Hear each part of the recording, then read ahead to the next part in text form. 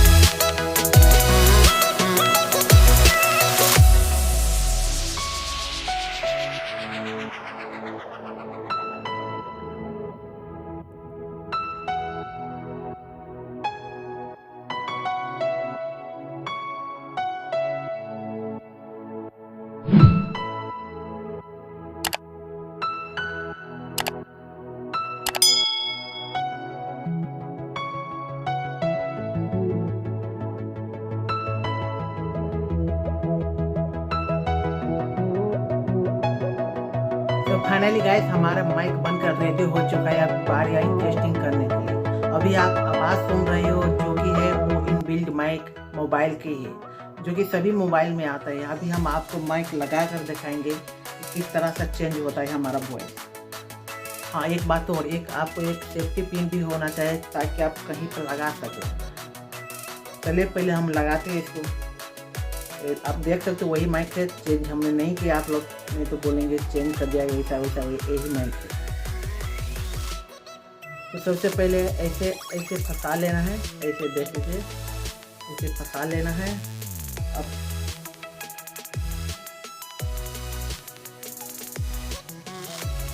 हमने लगा ली है, और आप चाहे तो वायर को अंदर से भी डाल सकते हैं। अंदर से तो दिखेगा नहीं, छुप जाएंगे। अभी मैं आपको टेस्टिंग करने के लिए बता रहा हूँ, इसलिए मैं बाहर ही रख रहा हूँ वायर को। आप चाहे तो अंदर से डाल सकते हैं। तभी लगाते हैं हम माइक। ये रहा हमारा जैक।